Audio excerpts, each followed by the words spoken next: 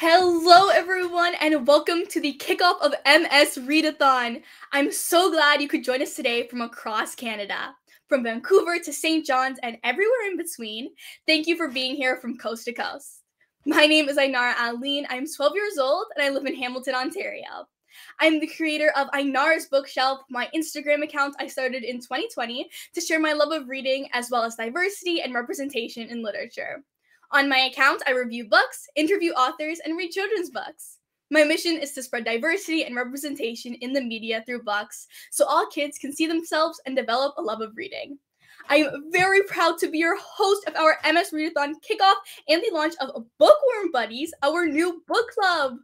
I participated in MS Read-a-Thon so many times through school, even in my early grades, and now I am so excited and honored to be a part of it as the MS Society's Junior Ambassador this year.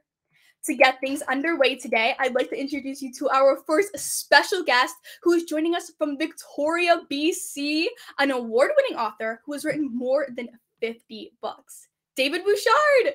Welcome, David! Could you please tell us a bit about yourself? To be specific, 74 books that I have titled under my name, Ainara, and I'd be honored, of course. Wow. Can I start by telling me how proud I am and how proud I would be of you if you were my granddaughter? Your accomplishments as such a young person is breathtaking. So congratulations, Ainara. I'm a Métis. I'm a Métis author. I'm a grandpa. I'm a dad. I'm a husband. I'm a father. And as much as anything else, I share something in common with you, and it's a passion for stories. It's a passion for reading. It's a passion for books and for ways to travel the world. And thus, I'm thrilled with being here. And of course, the other reality is I'm just delighted that we're doing this for the cause of multiple sclerosis.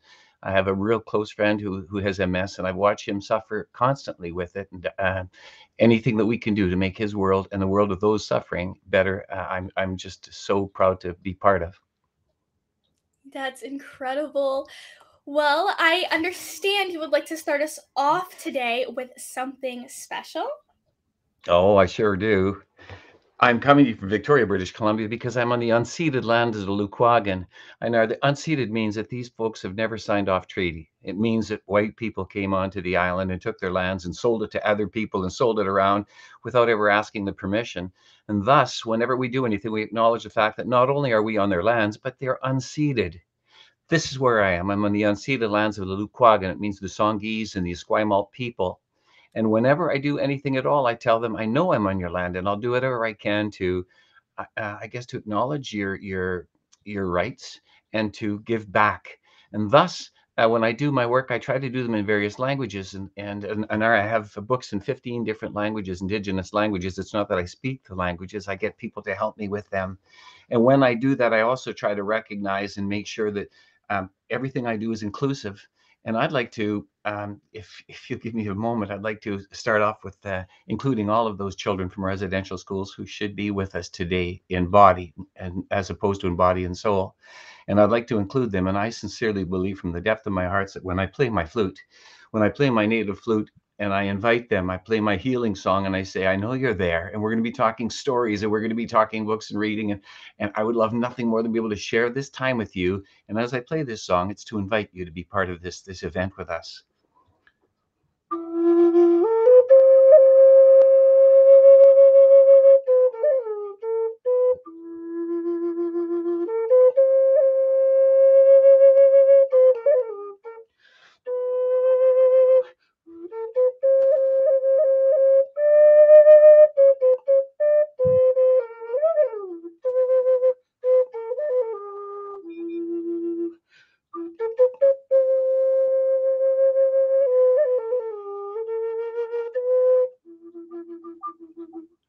It goes without saying, and I could play for hours. Just it makes me feel right, and I think that music is there for them, and I think I think that they're here with us now.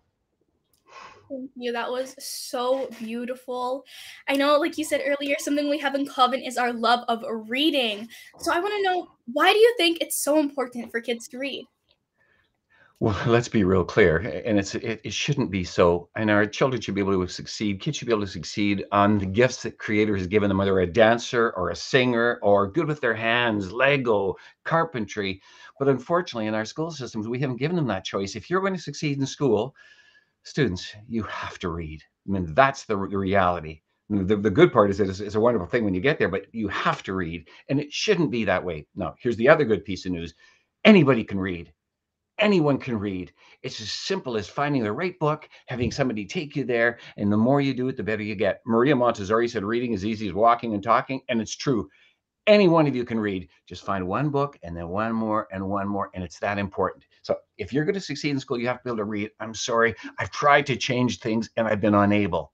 The second reality is this: if you can read, oh man, this COVID has got nothing on me. Ainara and I are, we're not sticking around here. When I leave here, I'm going right back to medieval England, which is where I am right now, and I'm in gang wars, and it's just if you can read, you can go anywhere today, yesterday, or tomorrow. And if you can't read, I'm sorry, you're kind of stuck wherever you are. And that's a real sad reality for so many people.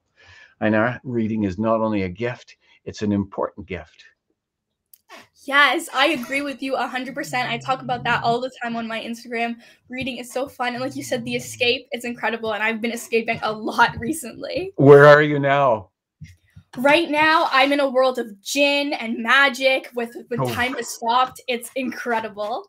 I love everything gin. Oh, aren't they wonderful? Oh. Yes. Well, we've got some questions that were sent in by our MS Read-a-Thon Superheroes. And the first one's actually for both of us, and it's from Abigail in St. Catharines, Ontario. She says, everyone has that one book that sparked their love of reading. What was your book? Would you like to go first? Well, I can tell you this. My favorite book of all times by a country mile, and it will never change, is Harry Potter. It will always be. And right there on my shelf, I have the first printing signed by J.K. Rowling. I don't have no idea what it's worth, but it's my favorite book of all times. But the book that really did it for me, because I was a reluctant reader. I'm not a strong reader. Abigail, I'm severely dyslexic, and reading books that are sequenced are extremely challenging for me.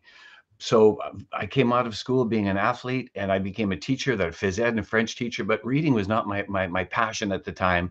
And then one day I picked up a book that was written by Barbara Park called Skinny Bones. I don't know if you've read it.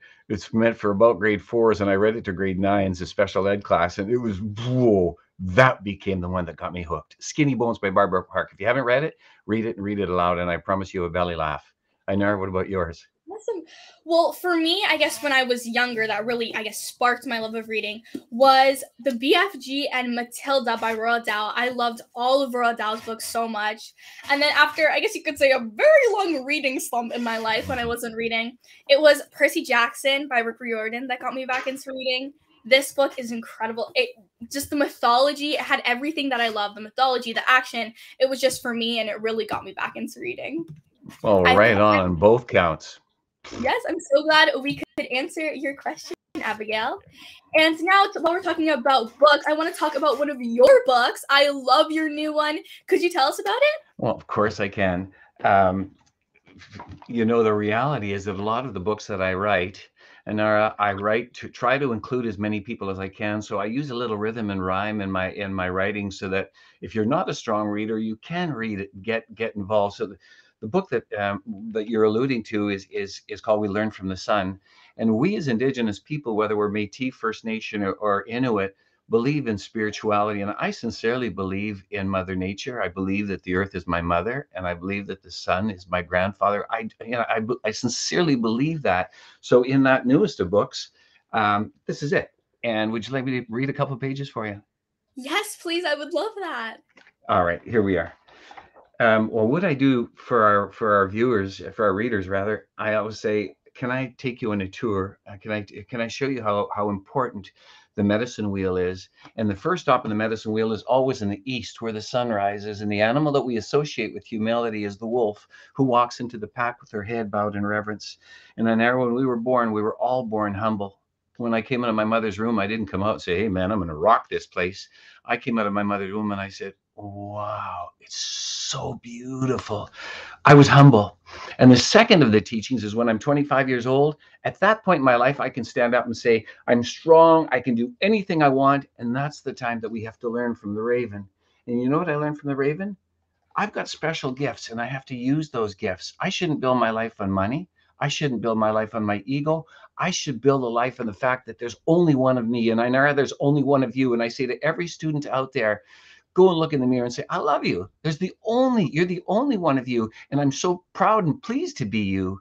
And here the raven says it. When the sun's south we see, we have gifts, you and me. We're unique, every one. And we learned that from the sun. Yeah. That's when I'm 25 years old. I have to be honest with myself as a creator. I don't want to build my life on money or on my ego. I want to build my life on the gift you've given me. And me, I know I'm a storyteller. And I had to quit my job as a school principal so I could focus on what I am. Creator made me a storyteller. And thus, on my arm, I don't know if you can see it, but there's a raven there. And if you clip it out underneath, there's my, and every morning when I come out of the shower, I say to my creator, I know you've given me the gift of raven. I'm going to work hard to build my life on my gift, not on money, not on my ego. Now, when I'm 50 years old and the sun's going down in the west, on the medicine wheel, it's black or blue. And when I'm there, I look to the buffalo, and the buffalo teaches me respect. When she runs across the prairie, she doesn't step on little birds or gophers. She knows that she's the biggest and the strongest, but she also knows that in the eyes of God, in the eyes of my creator, we're all equal. We're all one family. And I truly believe that. I believe that. And thus, when it came to the bison and the buffalo, the page that you would have me read would say, when we look to the west, where the sun goes to rest, we are taught to respect from the old to the nest. We should respect those that are older than us, those that are younger than us, those that are weaker than us, those who need us. What I do in my new book, Ainara, then, is that I try to introduce my readers to the reality of who we are as Indigenous people. And my books, by the way, you probably noticed they're not sequenced novels because I don't have the ability to do that. They tend to be more focused on traditional stories or values, or I wish I had other talents, but that's the one that creator gave me. That's incredible. I love that. Thanks, sweetie. And I actually have a question for you. I think the art in this book is very abstract and unique, and it really stood out to me. And I just love how the sun connects to things, visually. And was the illustrator picked for a reason, or how do you think the art helps bring the story to life more? Well, Ainara, I'm one of those people who, when I go to a website on the internet, if it doesn't have good visuals, I'm out of there. I mean, if it was just text, I'm gone. So in my perception, I thought the more I can add to a book, I will. And thus, a lot of my books have got music included, like my flutes. 16 of my books have flutes included. You can download them. You can hear me read them in English, en français, parce que c'est ma langue maternelle. You can hear them, and you can, if I could put a scratch and sniff in my books, I'd let you smell sweetgrass, and I would let you smell the tobacco that I burn when I speak to our creator. So the art is extremely important. And I have worked in my career with 34 different artists. And always I look for an artist whose work I think complement the vision that I have of what I'm trying to share. And in this case, Christy Cameron, who's a Métis from Atikokan in Ontario, north of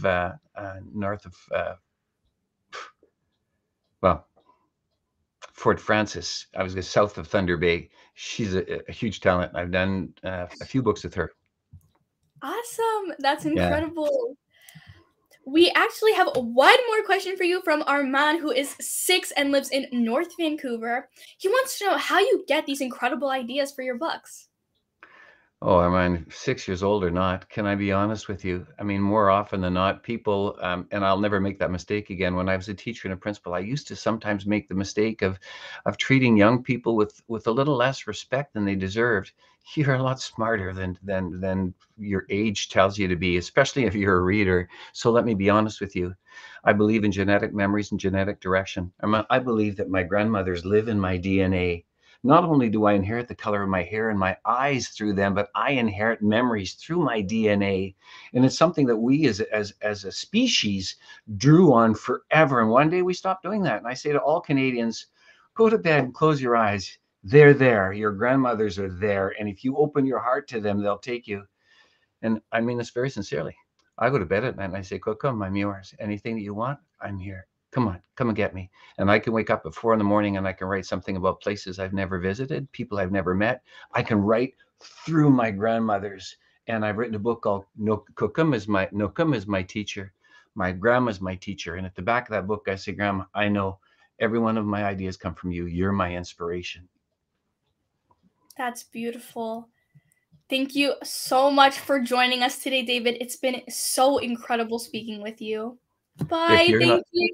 if you're not on CBC or CTV or CNN one day, I won't believe it. Ainara, you've been a wonderful host, and it's been a pleasure sharing this time with you. Good luck. Thank Warm you. hug. Bye. Bye. I'd now like to welcome a 5-year-old Izzy and her mom, Lindsay Marchenko, who live in Stratford, Ontario. Izzy, I heard that you read 750 books last year. How many books are you planning on reading this year? 100. I am planning on reading 150 books this year. 150? Wow, that's amazing. What's your favorite book right now? A Colorful Little Duck. Oh, that's awesome. Why do you like that book? Yeah, why do you like that book? Because it's so cute. Awesome. Do you want to share your favorite part? My favorite part is when the little duck sticks his tail up in the air and does a little wiggle. Oh, that's so fun. Lindsay, why was it special to you for Izzy to be involved with MS Read-a-Thon? Well, I've always loved fundraising and participating events. Honestly, I did the MS Read-a-Thon when I was a kid, and other charity events with my mom. And I remember those times vividly. So it's so nice for me to be able to share that with Izzy now. And she's accomplished so much already at such a young age when it comes to fundraising. And I love that she loves it. She loves reading, absolutely loves it. She's 5 years old and is reading at like a, I don't know, grade 2 or 3 level or something like that.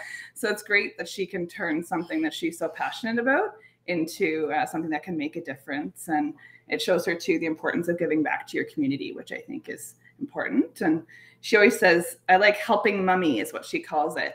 Because I was diagnosed with MS in 2018. So this disease is still like pretty new to me, but this little one's been here through all the ups and downs and has been raising money and helping me lots and stuff. And she did an amazing job at last year's read-a-thon. She read, do you remember how many books? 100. Last year. Okay. 750 books. And she read it so voraciously because in her mind, she was like, I'm going to read lots and that'll make more money, right? So she got that kind of association. And she raised over $6,000 for the MS Society. So super supportive. We have a super supportive community here in Stratford. So I can't wait to see what she does this year. I can't wait for Miss Walt to fundraise. Yeah, that's amazing. Her school supported her and they did a pajama day. And all the kids were encouraged to bring in donations. So then they're planning on doing that again this year if COVID allows. So, yeah. Wow, that is so nice to hear. Izzy, you are incredible, as well as you, Lindsay, for the support. Well, it's been great to meet both of you, and good luck with your reading goal, Izzy. Bye. Bye-bye. I'd now like to welcome Connor and Melissa Hayes from Edmonton, Alberta. Connor was the top fundraiser for Read-a-Thon last year, raising $13,753.24. Connor is at school right now, so he and his mom sent us this video.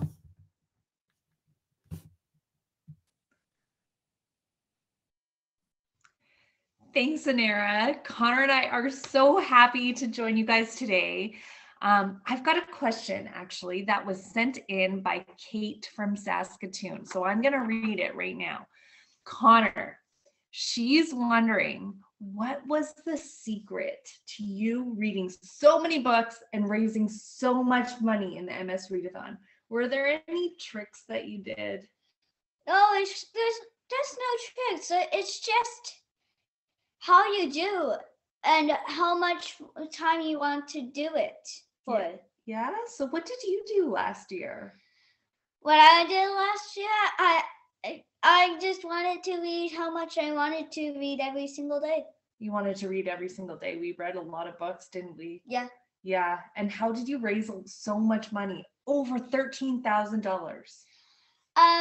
What the thing was, we send pictures and videos on Facebook. And as for donations, yeah, we called all our friends and family, right? Yeah. And also another way we went on the news. We went on the news. What was that like? A lot of people liked it and wanted to still sponsor me for that last time. Yeah, it was cool, wasn't it? Yeah. Yeah. We had a lot of fun. So good job, Connor. You did such a good job last year. I have another question as well. Connor, what's your favorite thing about the Read-a-Thon? Favorite thing is just helping people with MS. He wants to help people with MS. Yeah. Oh, that is just wonderful. And you like to read the books, right? Yeah. Yeah. I think last year the avatars were really fun too. Yeah. Yeah. Yeah. Cool. I also have one more. Kate is wondering, so she has a question for me. She's wondering how fundraising can encourage kids to read more. So it's a win-win for both the kids and fundraising for the MS Society. I watched Connor last year and he had so much fun reading. He wanted to read all of the time, and that's what we did, right? We read all of the time. And it was really cool to like record every book that we read on his little website that you get with the Read-a-Thon. And then, you know, the fundraising part is such, it's the component, right? It was so cool that he got to help other people and he knew that he was helping other people. The fundraising that we do in the MS Read-a-Thon helps so many families across Canada who are dealing with an MS diagnosis. I have MS. I was diagnosed with MS before Connor was born. And, you know, one of the things that happens is I get really tired sometimes. Yeah. And, you know, sometimes I need to take a rest or sometimes, Yeah, and also sometimes you have to, sometimes you get tired and you have to take a little break and then move on. It's true. It's true. Sometimes when I get tired, my legs don't really want to work the same way. Yeah. So we just take a little break and we move on. But the fundraising that we do raises so much money, especially for research to help make new medicines that help people with MS so that they don't have to get so tired and their legs can work a little bit better and that kind of stuff. So it's really cool that kids can also help with fundraising and making a difference. Isn't that, yeah, Connor's clapping. We had so much fun last year, and I think that anyone who signs up for the Read-a-Thon can have so much success and so much fun. Yeah, and that's also can help your brain too. It also helps your brain because you learn stuff when you read, right? Yes. Yeah, totally. Totally. So we're really excited to be part of this again. Thank you so much. We wish everyone happy reading, right, Connor? Happy reading. Happy reading. And I guess we'll send it back to you, Ainara. And hopefully this read-a-thon is just as successful, maybe even more. That would be great. Bye.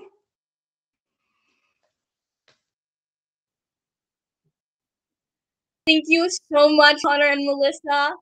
Before we go, I have the privilege of making a big read-a-thon announcement. When you log onto the website at msreadathon.ca, you'll see a brand new avatar this year. It's a moose who loves hockey, poutine, and reading. Thank you to everyone who submitted a name for the moose. The new name is, drumroll please, Mel! Big thanks to Quinn from Windsor, Nova Scotia for the name. Okay, that's a wrap for our MS Read-a-Thon Book Club today. Thanks to all our Bookworm Buddies for joining us. I'll be back soon with more author interviews and book recommendations on the MS Read-a-Thon website to add to your reading list. Bye, everyone!